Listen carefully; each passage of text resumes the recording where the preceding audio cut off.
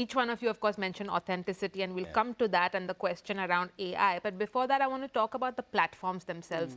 And Shibani, you spoke about, how, algorithms change, monetization policies change. I'll just come, maybe in turn to each of you.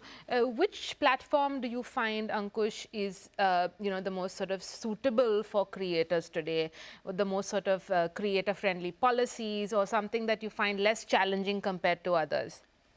See, in my particular case, I've found it a little hard to balance out all platforms at once. So I think I was an Instagram first creator, and I think that's where I'm still doing most of my work.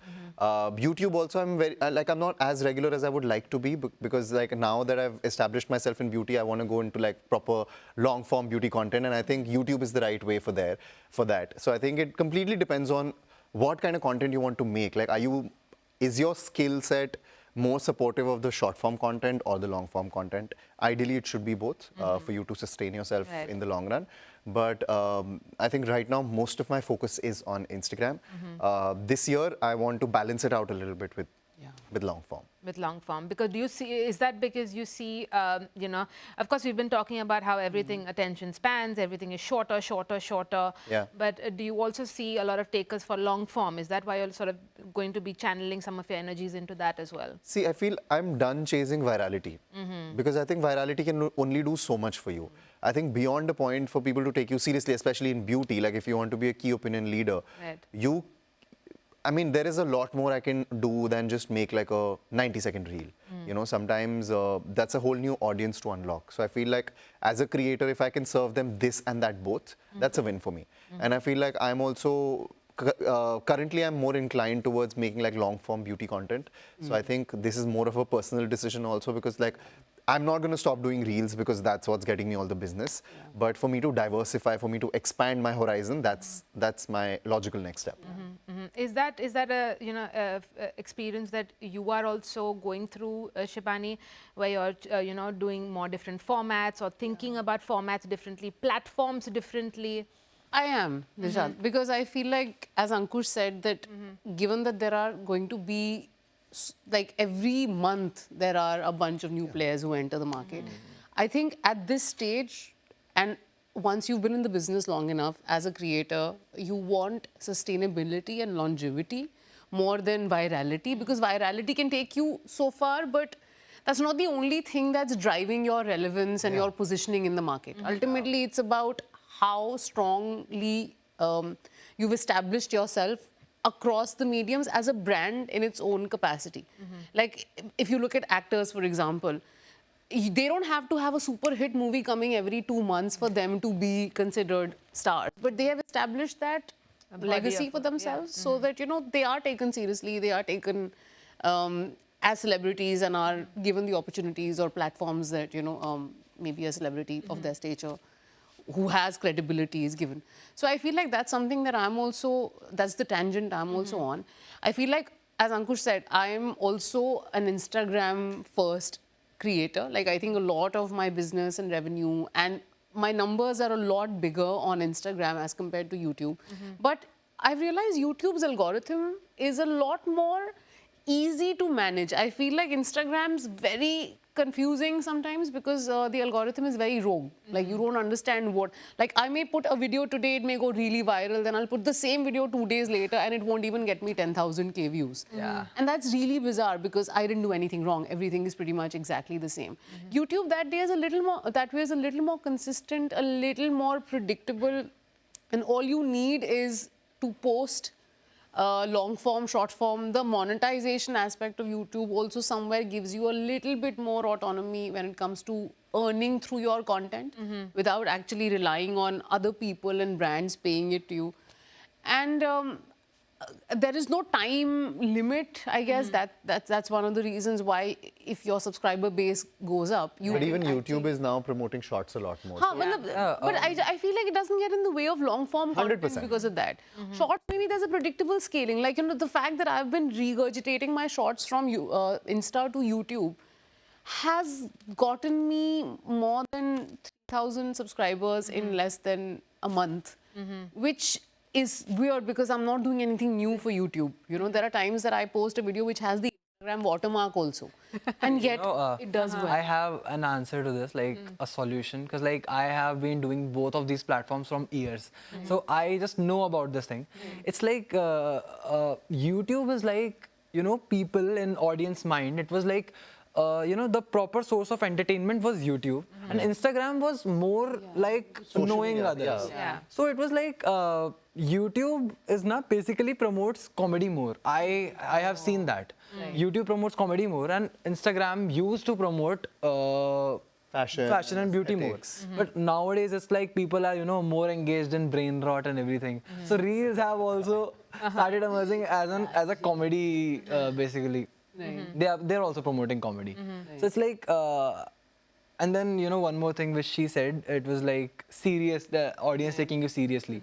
I think it's like the people who make long form content are taken much more serious by the audience, because, you know, if you can watch someone for 10 to 15 minutes, if you can watch someone and you can listen to someone for 10 to 15 minutes or like 20 minutes or 30 minutes, that's it. I mean, Incredible. if someone is listening to you for Incredible 15 minutes, then now. it's So adding to what he just said, I think the major difference between Instagram and YouTube is also that YouTube people go with intention. People open the app to, like, they have an intention of watching you.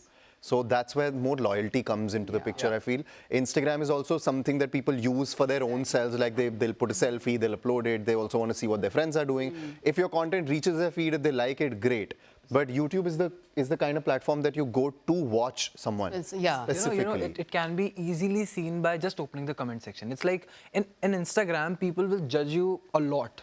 Like the videos which I make, it's like they are very family friendly. So on YouTube, it's like they are very happy. They are just commenting good. Like you won't find a negative comment. Like no critics are there on YouTube because they are all happy.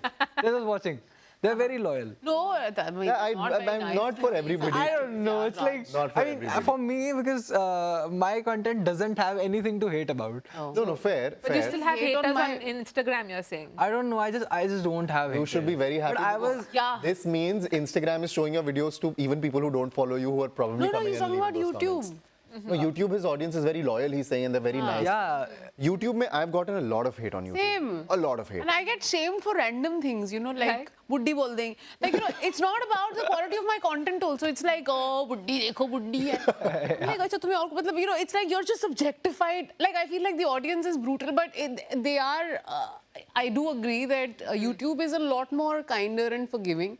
I think audience is brutal everywhere. Uncle, The world is brutal. That's the truth. You just need to find your people. I think on Instagram, people watch you as a person, and on YouTube, they watch you as an entertainment source. Yeah. Because they go there with the intention of watching you. Yeah, Don't so entertain. if you are getting hate on Instagram, you'll get hate on your character and your everything. Right. But on YouTube, you get hate for your content, or like sometimes as a person also. This is true. Under every podcast, they're like, you used to be good, but now you're doing this. They give you feedback on your work. Right. Exactly. Yeah, that's true. Right.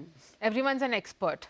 I mean, everyone's an expert on the internet anyway. It's not I my have been fault. much more clear about both of these platforms, because like I have been doing both of them from the same time only, and like I have been a regular long form creator also.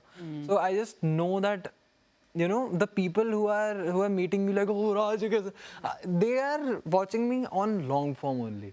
Right. Like the loyal audience, the happy ones who are, you know, they just see me and they react like they have seen some Bollywood star. I feel very nice when they react like that. So they are the ones who watch me on long form. They are not the ones who watch me on reels. Nobody tells I me think that all of us, Fine, yeah. all of us started with long form. Like when we used to make videos, our claim to fame was the long form. YouTube videos, We were just taking cuts out of it and putting it on Instagram, and then reels came into the picture, and then the pressure was to just, you know, now you just have to bark at the camera to like get someone's attention in a second.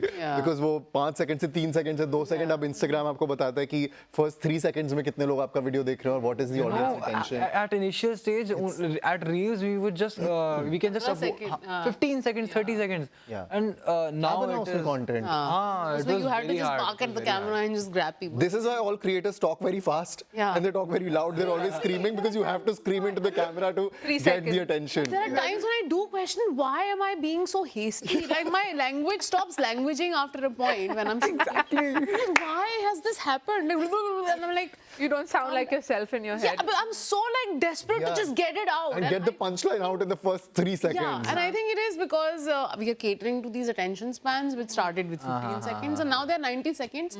But the retention But attention span is only governed by the first 3 seconds only. So that's what it is. In fact, like if you see all the beauty trends that go viral where people are pouring foundations on them, why is that happening? That's happening because everybody is desperate for a visual hook. They'll either be like, oh, I will never purchase this brand again, so that you watch the video, and the video is about how they love the brand. Right. You know, I will never purchase this brand again because this cream made my skin so good that now whatever. So it's all about visual hooks. It's all about just you're holding you by the collar and being like, you stay here and listen to me. Yeah. But that's also, I mean, I look at it like, it is what it is. You have to keep up with the times. You can't just always be like, I don't want to do this. It's also skill. It's also skill to be authentic while doing that. How do you make people, like that's the new skill set that's required. How do I capture your attention in 3 seconds and keep it on for like 90 seconds? It's a... But you know, I've been noticing one thing. Like there used to be a trend when people used to watch 15 to 20 minutes of videos, and then it gradually declined. But right now, it is again, you know, rising up. People are loving the long form videos, and even on Instagram Reels, there has been like months that I have uploaded a video less than a minute. My all videos are like 1 minute 30 seconds, 1 minute 40 seconds. See, I mean, it is true that content is king.